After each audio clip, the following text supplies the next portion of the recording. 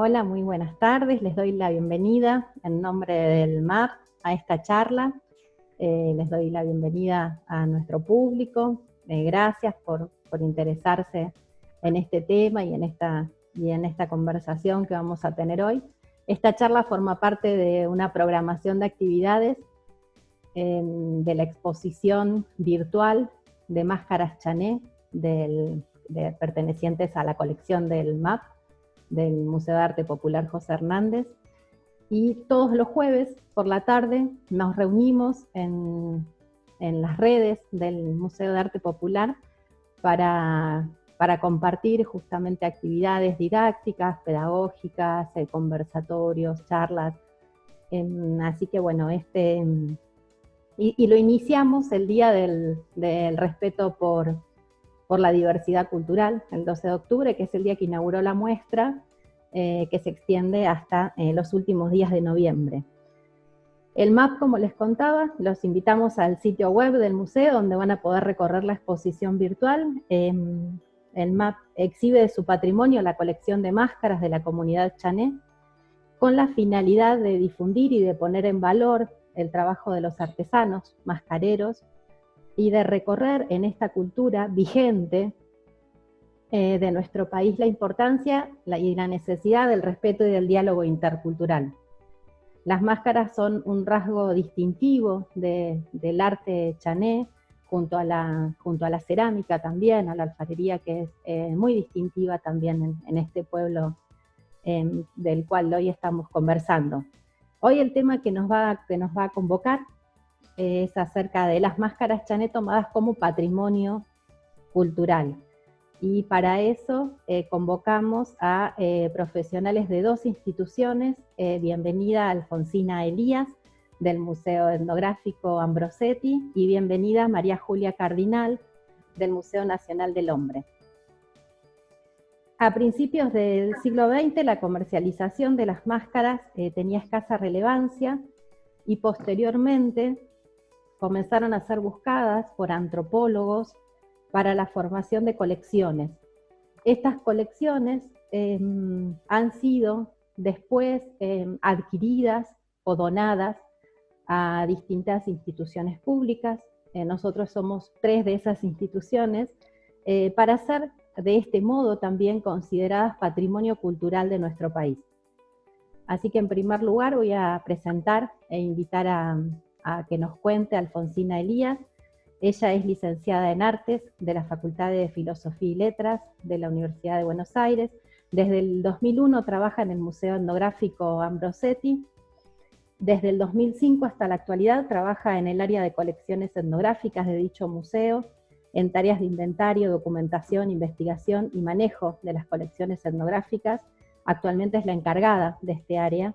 Desde el 2005 realiza el proyecto de investigación de las colecciones textiles, además de la región del Gran Chaco, perteneciente al área de colecciones etnográficas del museo, en el marco del cual releva la historia de las colecciones procedentes de esta región. Así que bueno, adelante, Alfonsina, y bueno, muchas gracias por acompañarnos. No, gracias a ustedes por invitarme y por invitar así de esta manera al museo, para que se conozca un poco las colecciones que hay en él. Bueno, voy a compartir la presentación.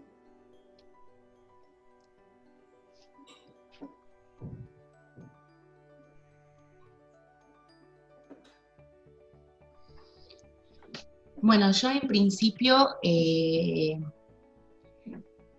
voy a decir que en el Museo Etnográfico, según los datos que tenemos de catálogos de ingreso de las colecciones, hay un total de 110 máscaras chané, atribuidas al pueblo chané. De ese total de 110 máscaras, la mayoría, un total de 97 máscaras, ingresaron al museo a través de la donación del año 1947 por parte del Museo de Ciencias Naturales Bernardino Rivadavia, de sus colecciones arqueológicas y etnográficas. Las máscaras que aparecen atribuidas dentro de esta gran donación de 1947 al pueblo chané pertenecen a 2 expediciones que realiza Palavecino, una en el año 1941 y otra en el año 1943. Estas expediciones las realiza Palavecino al denominado Chaco Salteño. Las expediciones que Palavecino comienza a realizar al Chaco Salteño las comienza a hacer en el año 1938. Nosotros tenemos colecciones que pertenecían al Museo de Ciencias Naturales Bernardino Rivadavia, que son de sus diferentes expediciones al Chaco y a esta región del Chaco, el Chaco Salteño, que inician en 1938, la siguiente es en 1940, la otra en 1941, que es donde entran máscaras Chané, 1942, 1943, donde también ingresan máscaras Chané, y 1945. En total de la expedición del año 1941 ingresan 77 máscaras. 63 de esas máscaras son atribuidas a los Chané del río Caraparí, en Salta. El Caraparí también llega a Bolivia, no olvidemos que estamos hablando del Chaco argentino, pero bueno, la problemática de la frontera también, ¿no? En cuanto a los pueblos indígenas. Y 2 de esas máscaras son atribuidas a los Chané de Tuyunti. Esto estamos hablando de datos de catálogos, de ingreso de objetos. Hay otras 12 máscaras que son atribuidas al pueblo Chané chiriguano. Estas denominaciones son denominaciones de la época. Estamos hablando que las máscaras ingresaron en la década del 40 al Museo de Ciencias Naturales. Y estas máscaras Chané chiriguano son del río Caraparí. En la excursión de 1943, Palavecino recolecta 20 máscaras entre los Chané de Tuyunti. Si podemos volver a la primera diapositiva. Entre las máscaras en general, la gran mayoría presentan estas características como las más conocidas de las máscaras Chané, los denominados Aña Aña, en general, los ancestros, es decir, son estas máscaras con rostro ovalado, la nariz en relieve, los ojos horadados, el resto de los detalles pintados y pintadas de blanco. Podemos ver estas 2 máscaras que estoy mostrando son de las colecciones de 1941 y 1943 de las que hablaba, y podemos ver que están los detalles de la boca y también algunos detalles que parecen corresponder a pintura corporal o tatuajes. Si pasamos a la otra diapositiva, acá podemos ver que también una gran cantidad de máscaras de estas colecciones también presentan la característica de tener el Hanti, es decir, la Hanti Aña. Hay otras, que es como la que se pueden ver del lado derecho, sí, acá también se ven, en este caso también las voy a mencionar después por las plumas. En la diapositiva anterior se ve que también tienen un Hanti o una especie de prolongación que no responde a la planimetría del Hanti, pero que sin embargo es algo que se prolonga de la máscara y que presenta, por ejemplo, en este caso, adornos, entre comillas, de papel. Hay muchas máscaras de las colecciones que tienen este aditamento.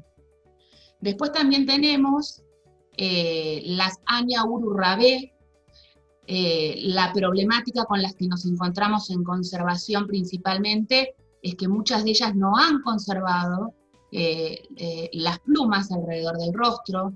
Sí podemos saber que han tenido plumas debido a la presencia de pequeños orificios alrededor de la máscara, y a veces a la presencia, como es el caso de la máscara de la izquierda, de que conservan pequeñas partes de las plumas, ¿no? Aquellas que conservan plumas, como se ve en la máscara de la derecha, las conservan de manera muy débilmente sostenidas a la estructura, o se implica mucho cuidado de conservación. Y esto ingresa una problemática, y es pensar que estas máscaras no fueron producidas para perdurar mucho tiempo. Es decir, eran máscaras producidas para que perduraran durante la Arete Guazú o Fiesta Grande, y luego eran destruidas al final de la fiesta. Es decir, para que los Aña Aña, para que los muertos no quedaran entre los vivos. Vamos a volver a este tema debido a las características de esta colección. Después otro tipo de máscaras que encontramos son aquellas máscaras que presentan la característica de tener una visera Esta visera Ticio Escobar menciona que puede estar vinculada con la presencia de soldados, de militares en la región del Gran Chaco, y de hecho las máscaras se las denomina Aña Sindaro, que Sindaro en chané guaraní es militar, es soldado. Y esto nos permite no olvidar que en la región del Chaco se realizaron diversas campañas militares, por lo menos hacia fines del siglo XIX, Argentina comenzó sus campañas militares hacia el Chaco. En la década del 30 estalló la guerra del Chaco entre Paraguay y Bolivia, lo cual implicó un cambio en el paisaje por la presencia, por ejemplo, básicamente de fortines militares y soldados con sus uniformes. Por otro lado, también, entre las máscaras de la colección están aquellas que ya no tienen el rostro pintado de blanco, que no tienen plumas alrededor, que no tienen el hanti, sin embargo son antropomorfas como las anteriores, que muchas las podemos vincular con los Añarniechi, que es decir, son estas máscaras toscas que representan lo avejentado, y otras es difícil poder como atribuirlas a alguna categoría, implicaría un poco más de trabajo e investigación, quizá cuando tengamos la oportunidad con representantes del Chaco salteño. Por otro lado tenemos también máscaras que son similares a los Aña Aña o Hanti Aña, pero sin embargo no tienen el rostro pintado de blanco, sino con otros colores, en este caso 2 colores, rojo y azul. Estas no son la gran mayoría, son muy escasas, habrá 2 máscaras en el total de la colección, pero me parecía importante mencionarlas, y acá se puede ver como la presencia también de plumas, es decir, y se ven los orificios, tenían plumas alrededor. Finalmente también tenemos las máscaras zoomorfas, que tampoco son una gran cantidad en la colección, aproximadamente hay 4 a 5 máscaras, y después las máscaras zoomorfas. Y después a mí lo que me interesaba, volviendo a lo que les mencionaba, que hay colecciones que forma Palavecino, también en otras expediciones al Chaco salteño, de máscaras,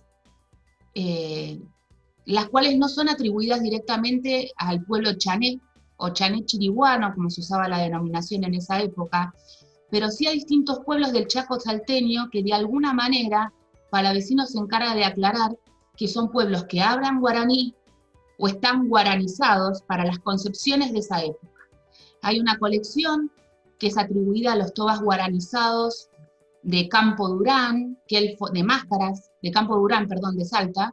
Es una colección de máscaras que él forma en su expedición del año 1942, y la otra colección que me interesa mencionar, más que nada por la problemática que nos plantea, es la de las máscaras atribuidas a los chiriguanos Tapí de Yacuicito, también Salta, que las recolecta también en 1942.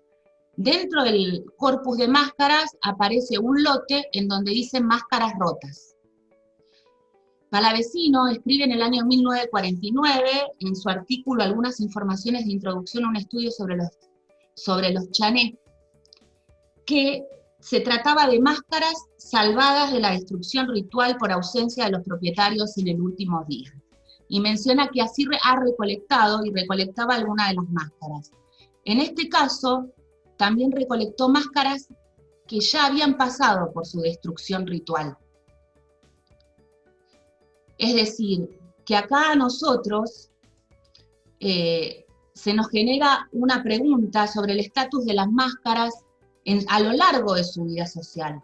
Objetos producidos para su uso durante el areté y luego para ser destruidos, para no dejar que los Aña Aña queden entre los vivos, pasaron a ser objetos de museo. De la misma manera, aquellas máscaras rotas ritualmente. Eso nos problematiza de diversas formas sobre las prácticas de la primera mitad del siglo XX para la formación de colecciones de museos en antropología, así como nuestras prácticas actuales de conservación. Aquellas máscaras rotas, aunque se pueda, no deben ser restauradas. Por otro lado, aquellas que no están rotas presentan materiales lábiles, ya que no fueron producidas para perdurar en el tiempo, sino para ser destruidas. Y eso nos condiciona también no solamente las prácticas de conservación, sino la de documentación, hasta el planteo de cómo limpiarlas. Si uno pasa una aspiradora, aunque sea suave, o un pincel grueso, por la parte blanca de las máscaras, es muy probable que la pintura se pierda. Y de esa manera no conservamos las máscaras. Pero hablo de objetos producidos para ser destruidos en el final de una fiesta y que actualmente, más de 50 años después, se conservan en un museo. Gracias.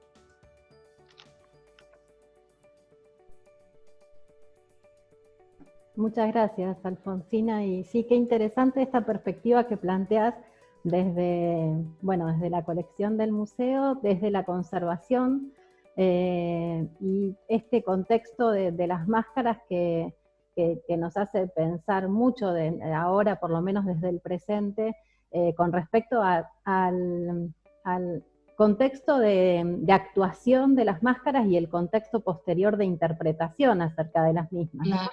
El rol que juegan en este lugar, en el museo, y el rol que jugaban también para ellos, que también cambió, ¿no? Porque en este momento, aunque es vigente, aunque los mascareros siguen produciendo y están trabajando, tienen otra visión también sobre estos productos y otras perspectivas que también han cambiado, pero es realmente algo como, es un debate que nos debemos también como museos, ¿no?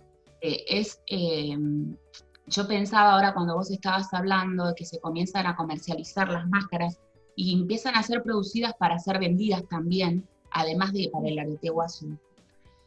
Trataba de imaginarme el contexto en el que las recolectó Palavecino, porque Palavecino además es el primero que menciona el arete, el primero que toma las máscaras como patrimonio, lo podemos decir, y lo rescata en sus textos. Y me interesaba porque hay dos textos de él en donde él dice, son de la década del 40, cuenta que él formaba las colecciones rescatando las máscaras de su destrucción ritual. Sin embargo, también yo me preguntaba, es decir, nosotros probablemente, aunque no lo podemos confirmar, en nuestras colecciones tenemos máscaras que fueron recolectadas de esa manera, es decir, me lo puedo imaginar a Palavecino al lado del río Carapari, en el final del arete guazú, recolectando las máscaras los más enteras posibles, hasta que en algún momento decidió recolectar también máscaras rotas, porque lo habrá considerado como una parte para conservar en un museo importante, pero y por otro lado, cuál también era el proceso, porque hay máscaras que están muy enteras y muy conservadas. Si también ya en esa década del 40 no se había empezado a dar como también o la producción o la comercialización tenue de esas máscaras. Porque ya estamos hablando en la década del 60, es cuando empiezan a surgir organismos destinados a la promoción del arte popular, a la comercialización.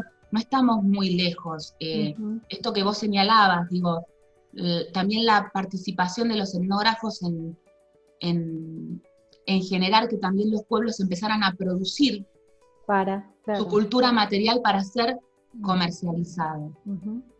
Y eso nos plantea un montón de cosas a nosotros sobre nuestro patrimonio, objetos y nuestro patrimonio, el patrimonio chané que estamos guardando en realidad, objetos que fueron producidos para ser destruidos, en algunos casos, que no podemos definir cuáles son y cuáles no, cambiaron de estatus y pasaron a ser en su vida social objetos de museo, a los cuales debemos conservar como parte del patrimonio, e incluso considerando esas máscaras rotas. Ahora, en esas máscaras rotas la conservación también plantea que nosotros podemos recuperar los pedazos de las máscaras, pero reconstruirlo, intervenirlo de manera tal que quede la máscara eso restaurada, no tiene sentido. Eso es muy interesante, sí, eso que planteas, ¿no? De que aunque puedan rearmarla, aunque tengan todas las partes, no que esté rota tiene una significación que es muy relevante, ¿no? Entonces, En cuanto a la historia de la claro, antropología, de la claro, etnografía, de los chanés, o sea, sí, de las colecciones en el museo, y para claro. problematizarnos nosotros también. Ujú. Y porque también implica el respeto al pueblo chané, ¿no? Ujú. Mm. Bueno, muchas gracias, Alfonsina. No, Ahora voy gracias. a presentar a María Julia Cardinal. Ella es coordinadora del área de extensión educativa y cultural del Museo Nacional del Hombre del INAPL, Instituto Nacional de Antropología y Pensamiento Latinoamericano. Es responsable del área de registro y documentación patrimonial, que contempla el sistema de gestión de colecciones, la elaboración de proyectos de gestión institucional y el desarrollo de investigación museológica. Adelante, María Julia. Bueno, muchas gracias. Ahora sí. Bueno, lo que vamos a hablar es de las máscaras que también tiene el Museo Nacional del Hombre. El Museo Nacional del Hombre es parte del Instituto Nacional de Antropología y Pensamiento Latinoamericano. El instituto fue creado en el año 1943, ¿sí? Con otro nombre, el Instituto Nacional de la Tradición, pero bueno, siempre con el fin de crear un museo, pero que en realidad el museo recién empieza a existir en el año 63. Sí, y ahí se incorporan las primeras máscaras. Si podemos pasar al museo. Vale. Perdón. Ahí. Las primeras máscaras se incorporan al museo a partir del año 63, que es cuando el museo empieza a funcionar. La colección de máscaras del museo también tiene, como dijo Alfonsina, el Museo Etnográfico, más de 100 máscaras. O sea, tenemos una colección bastante importante. Algunas de ellas se encuentran hoy en exhibición, ¿sí? en la exposición permanente del museo, que es Pueblos Originarios Presente y Pasado. Otras formaron parte de otras exposiciones temporarias también, pero digamos que la mayoría de ellas también se encuentran en las áreas de reserva del museo. Acá podemos ver una de estas máscaras del año, estas son podemos decir también que muchas de las primeras colecciones del museo entran en la década del 70, ¿sí? Y si pasamos en la década del 70 hay dos investigadores del instituto, que uno es Manuel Roca y el otro es Sara Newbery, que ellos empiezan a hacer trabajos en la zona de las mismas zonas que habló de Alfonsina, ¿no? Del Chaco salteño, en Campo Durán, en Tuyunti, en el río Caraparí, en Tartagal, ¿sí?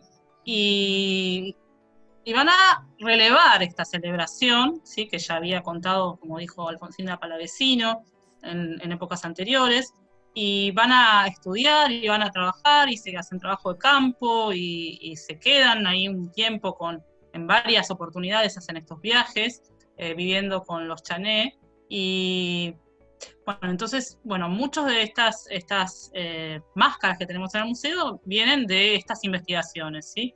Ellos publican también en los cuadernos del Instituto de Antropología, que es una publicación que hoy sigue vigente, todos sus trabajos de campo, y lo que vemos acá, que a nosotros nos parece muy interesante, ¿no? Que es una máscara que la trae Roca al museo, y que está, aparte, no solo la máscara está destinada especialmente a él, ¿no? Dice, recuerdo para un amigo, Manuel Roca, chanés, Tunti, 1974, y el artesano es Sergio Rojas, que después va a tener una muy buena relación con Manuel Roca, e incluso viene a Buenos Aires, vive en su casa, etc. Entonces también nos parece que esto es interesante ver cómo los investigadores también se involucran y están presentes hasta en el mismo objeto en este caso, ¿no? El investigador, que me parece como un caso bastante interesante para analizar, ¿no? Nos interesa ver también la historicidad de cómo son las vidas de estas máscaras en los museos, cómo se fueron recolectando, cómo fueron ingresando y cuáles fueron los motivos también, ¿no? Vamos a seguir. Bueno, acá tenemos algunas de las máscaras que tenemos en el museo. Casi todas son donadas o recolectadas por Manuel Roca, ¿sí? Siempre en la década del 70. diferentes momentos de esta ceremonia, ¿no? Como contaba Alfonsina, algunas que tienen plumas. En el caso de la que está a la izquierda, abajo, por ejemplo, tiene en ese hanti que mencionaba Alfonsina, el árbol del palo borracho, ¿sí? Que es con el material con el cual están hechas las máscaras. Que también es un material que es frágil, es una madera frágil que en cuanto a la conservación también hace difícil, pero también hace que sea fácil para la destrucción, ¿no? Esto que hablaba Alfonsina, ¿no? Que están hechas con ese árbol que también tiene un significado muy importante para los chanés. Tenemos algunas de animales, en el museo sí hay muchas máscaras también de animales, de viejos, de ndechis, bueno, de los urus, de los Anyangora, Anyandacindaro, como decía Alfonsina. Bueno, podemos seguir. Bueno, acá les queríamos mostrar también, más allá de cuál es la colección de las máscaras, qué pasa con las máscaras en exhibición, ¿no? Que nos parece también interesante porque nos parece que es una cuestión que tiene que ver con el patrimonio y cuál es el uso de ese patrimonio, cuál es el uso que hacen los visitantes de ese patrimonio, cuál es el uso que el museo quiere que se haga de ese patrimonio. Y a nosotros las máscaras, en el momento de la exhibición, nos permiten hablar, entrelazar lo que tiene que ver con el pasado y el presente, por varios motivos. Uno, porque hay un momento en la ceremonia en donde hay una lucha entre dos personajes, que son el jaguar, el tigre y el toro, y que están identificados estos personajes tanto por un lado con los chané, con los pueblos indígenas, y por el otro lado el toro con el conquistador. Entonces nos permite hablar de ese pasado también y ver qué pasa con esta cuestión en el museo y puesto en escena, digamos, un poco a veces hasta lo teatralizamos a este momento y tratamos de ver por qué generalmente gana el jaguar, aparte, como si fuese una especie de revancha histórica, ¿no? De los pueblos indígenas. También nos permite hablar también de la contemporaneidad de estas comunidades, de cómo se usan, cómo se construyen. Podemos pasar. Para eso nosotros tenemos, aparte de las máscaras que están en vitrina, que son parte de la colección del museo, tenemos máscaras hechas contemporáneamente, ¿sí? Esto nos permite que la gente las pueda usar, que se las pueda poner, que se pueda emocionar también con estas máscaras, y que nos permite hablar también del contexto actual de los tané y cómo es la comercialización de esas máscaras, que ya habló también Alfonsina, que es lo que pasa con esto de este objeto, estas máscaras, si bien se usan ritualmente, también se usan para obtener recursos, ¿no? Recursos económicos, ¿sí? Y que eso también hace que sea todo un complejo de cómo se comercializa, a quiénes, si eso también nos hace pensar si eso hace que cambien algunos tipos de las formas en las cuales se hacen las máscaras o no, ¿sí? Y lo usamos como recurso didáctico también, ¿no? Para que también la gente se pueda acercar a las máscaras de diferentes maneras, no solo verlas, no solo participar en la discusión acerca de qué significan, etcétera, sino también poder ponérselas, ¿sí? Experimentar en ellos mismos lo que es tener una máscara. Y la otra parte que hacemos es tener talleres en donde tantos adultos o niños pueden realizar sus propias máscaras. Y eso es como que hace que sea ese abordaje hacia ese patrimonio sea desde diferentes sentidos. Desde la observación, la participación, lo emocional y la propia realización de esto y poder ponérselo en el cuerpo, que nos parece que es como algo interesante que cualquier máscara tiene esto de que uno se lo pone en el cuerpo, ¿no? Seguimos. Bueno, acá tenemos una foto que nos da mucha alegría, que son, en este caso, 3 mascareros chanés que vinieron el año pasado al museo. Ellos recibieron un premio a la trayectoria del Fondo Nacional de las Artes, y ese mismo día que iban a recibir el premio, esto viene por un proyecto que está desarrollando una investigadora del instituto, que es Wanda Valvés, que ahora después les voy a contar un poco de qué se trata, vinieron a ver, ella les había contado que había exhibidas máscaras de su comunidad, y bueno, vinieron a visitarnos, y la verdad que fue un momento muy enriquecedor para nosotros, porque por un lado se emocionaron a ver las máscaras expuestas, y después empezaron a hablar de repente, no, porque esta máscara la hizo tal, esto tiene tal cosa, y cosas que nosotros a veces no habíamos mirado o no nos habíamos dado cuenta, y pudimos obtener muchísima más información acerca de esas máscaras, ¿no? Y aparte tener la visión de la propia comunidad que las está produciendo, ¿no? Bueno, y por eso, bueno, entre los propósitos que nosotros tenemos como museo es justamente trabajar con todas nuestras colecciones, sobre todo las de etnografía, pero también las de otras comunidades que pueden estar en el museo, trabajos en formas colaborativas donde que todos los actores sociales estén presentes, todos, por lo menos los que podemos nosotros convocar, ¿no? En este caso, bueno, representantes de las comunidades, los investigadores, estudiantes, los visitantes que también aportan, y esto hace que podamos tener diferentes miradas, diferentes voces, y un discurso con todas esas miradas y todas esas voces en las colecciones. Bueno, ahora les iba a contar yo que tuvimos, por suerte, la suerte de tener dos personas que se interesaron por las máscaras, dos investigadores, que tienen que ver con dos proyectos que vienen desde miradas diferentes. Uno viene desde la conservación, que en realidad es una tesis de licenciatura en conservación y restauración de bienes culturales del UNA, de Diamela Canosa, y que trabajó sobre la preservación de las máscaras, ¿no?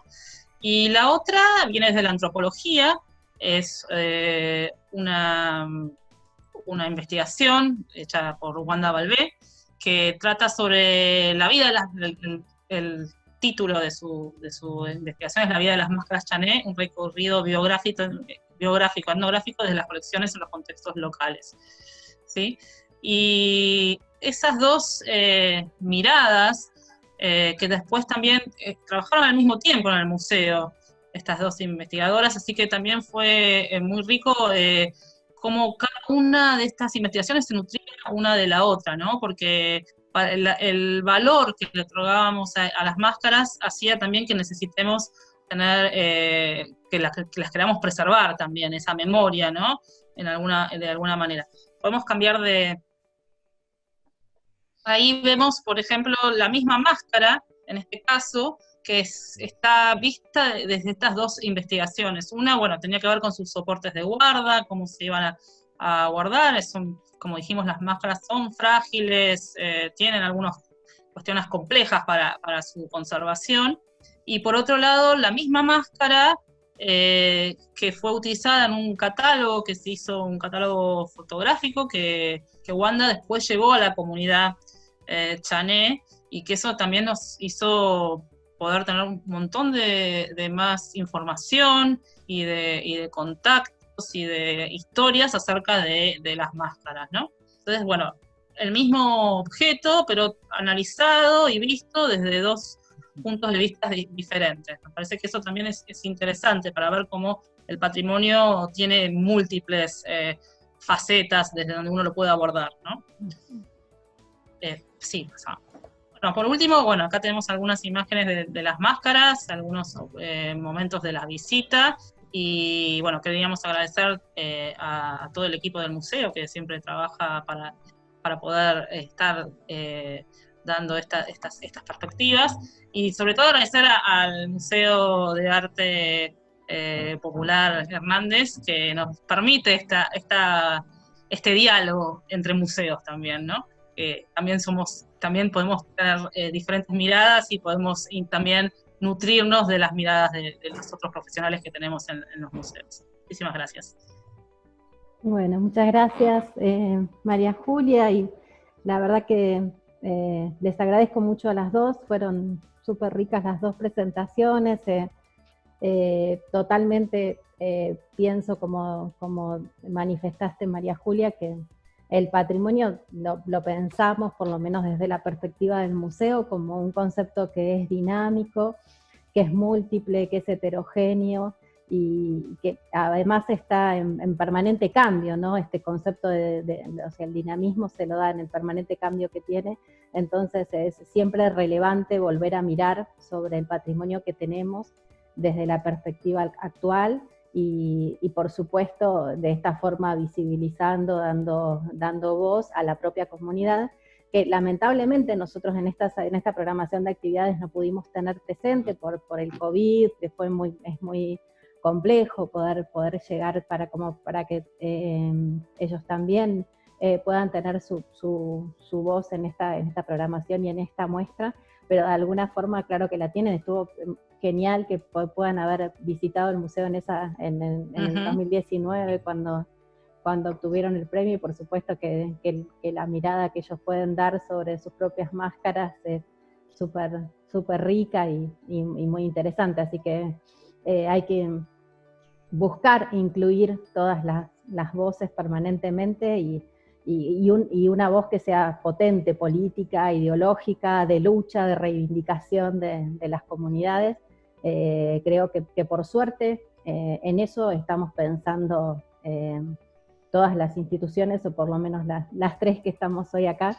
Así que, bueno, les agradezco mucho por esta presentación y bueno, y al público los invitamos también a seguir con las otras actividades de esta exposición virtual de Máscaras Chaney, y a visitar la exposición en el sitio web. Bueno, muchísimas gracias. Muchas gracias. Y fue muy interesante poder compartir este conversatorio con todos ustedes. Se enriquece la mirada. Totalmente. Y para eso estamos, ¿no? Para tratar de encontrar todas las miradas. Totalmente. Bueno, gracias.